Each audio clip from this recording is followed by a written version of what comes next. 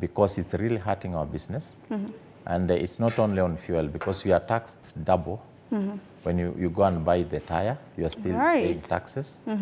When you are buying the spare, you are still paying taxes.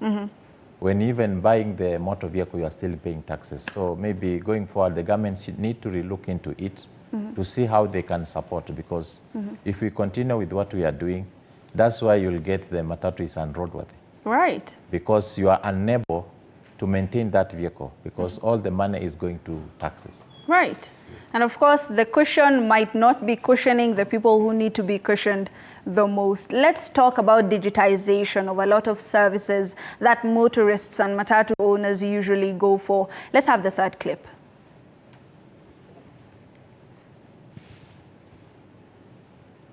As an association, we are petitioning the Director General NTSA that notice should be effected so that we do not have a total collapse from the TIM system to the Ecitizen platform.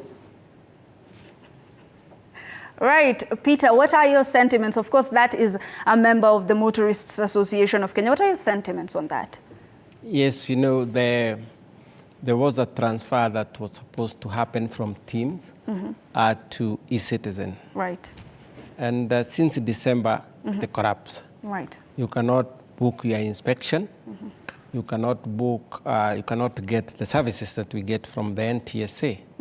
And this, we can say, not only the government is losing a lot of revenue, but also we are getting harassed. Right. Our members are getting harassed because when you don't have an inspection sticker that is valid or you have booked. So we are having a problem with the NTSA transfer from TIMS to eCitizen, and it's not functioning. From the NTSA right now has not been serving the public.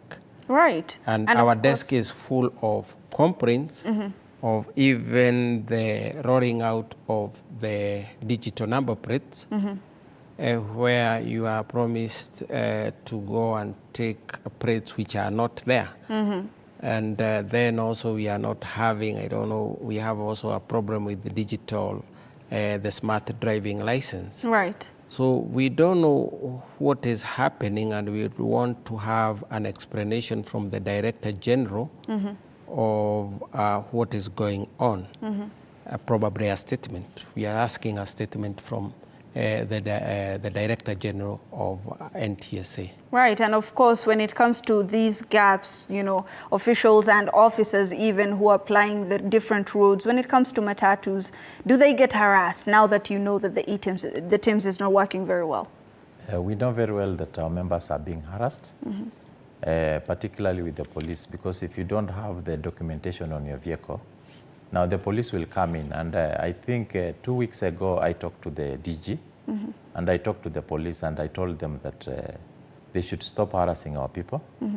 And I think we'll urge the NTSA to run parallel the old system and the new system. Right. So that as they move in, it will be easier for them to continue serving Kenyans, rather than right now people are suffering. You get majority of our members have put majority of their vehicles at home, because if you don't have documents, you cannot put your vehicle on the road. Right. And we know people are suffering from December. We've been having this problem from December. And we are talking to them to see how we can come up with a good system, because to me, eCitizen, it is all over the government offices. And to me, I'll urge the government, they should not push the issue of eCitizen, because they pushed it to NTSA, and you can see it's really affecting our business. Right. And I think the NTSA are losing a lot of revenue as we talk right now. Right. Yes. Because a lot of government services have been moved to the eCitizen platform. A lot of things are being paid for, you know, on the eCitizen platform. And allegedly, even for one of the universities, they are required to pay for their food within the university through eCitizen. So we ask, you know, of course, ending corruption is one thing, but debilitating a lot of services is usually another thing altogether. You said that the most soluble solution right now is to run it parallel with the system that they used to have. Peter, do you feel like this is a solution they could take up? Yes, because you see now, I think NTSA, we might be blaming them for reasons that are not justified.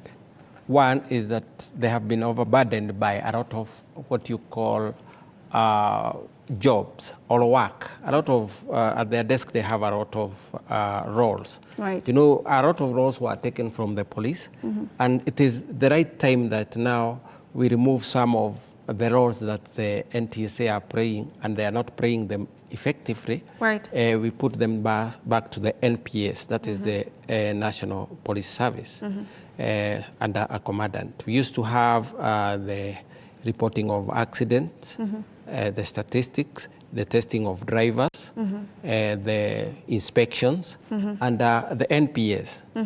But right now, as we speak, inspections no longer happen.